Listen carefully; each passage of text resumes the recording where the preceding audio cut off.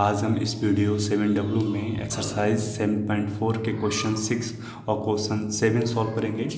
तो question number 6, following fractions represents just 3 different numbers, separate them into 3 groups of equivalent fractions while changing each one of its simplest form. तो पहले तो आप इसको simplest form लिखें, ठीक है। तो इसको ऐसे ही रहने, 2 1 2, 2 6 12, तो 1/6 आया ये, ठीक।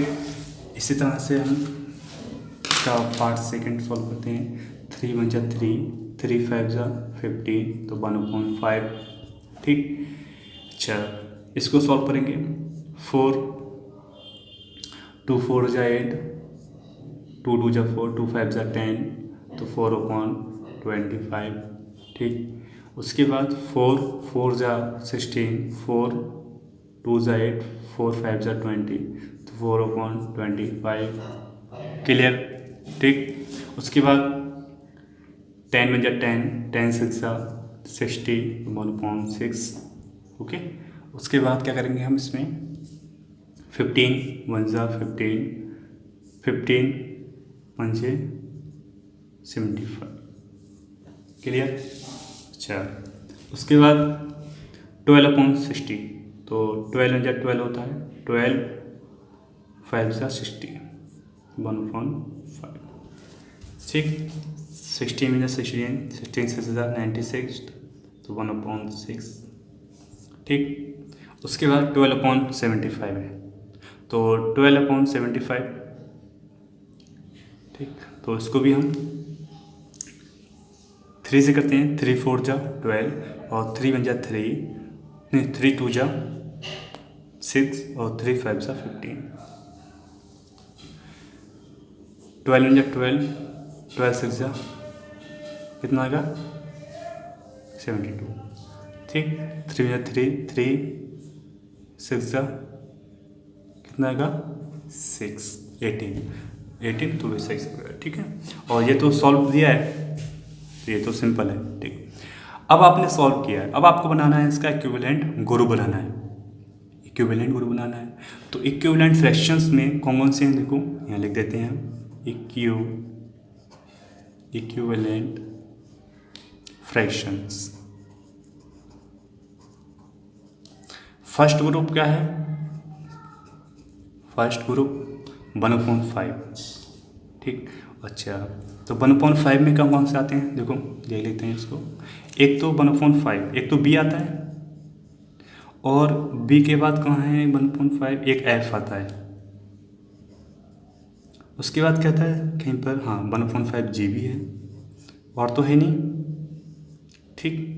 अच्छा, फिर सेकंड ग्रुप बनाते हैं इसका। सेकंड ग्रुप है इसका, किसका है, सेकंड ग्रुप मानते हैं 1/6 को ले लेते हैं। तो 1/6 में एक तो ए है, उसके बाद 1/6 और कहाँ है इसके अलावा, हाँ एक ई है, ई है। उसके बाद कहीं एच, हाँ एक एच है, और उसके बाद जे 1/6, हाँ जे है, और फिर के है। तो ये 1/6 के ग्रुप हैं, ठीक। अच्छा, थर्ड ग्रुप की बात करते हैं। तो थर्ड ग्रुप है हमारा, थर्ड ग्रुप में 4/25 आते हैं। तो इसमें एक तो सी है, एक डी है, और कहें एक आई है, और एक एल है।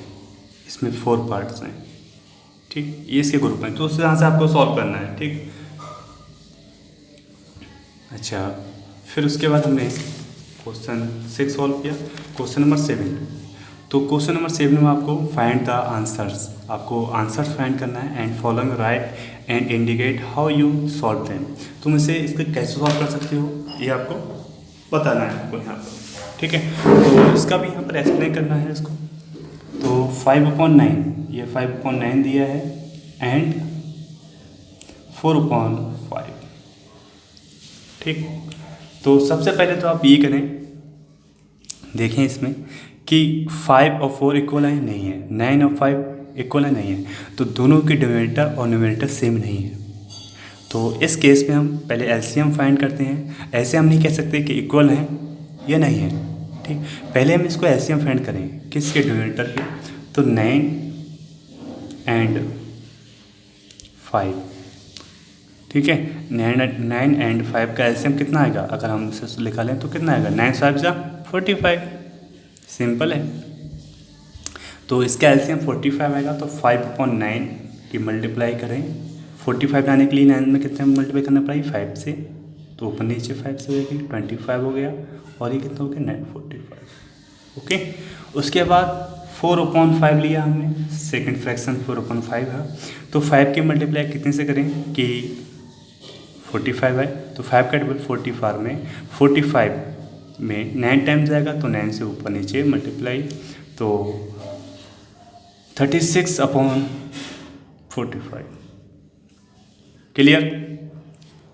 अब आपको यहाँ ये देखना है कि 25 और 45 एंड 36/45 इक्वल हैं, नहीं है। तो आप यहाँ बता दो इन्हें कि 25/45 are not equal, are not, इसे नॉट इक्वल होता है ये, इसको ऐसे लगा देंगे नॉट इक्वल 36/45, क्लियर।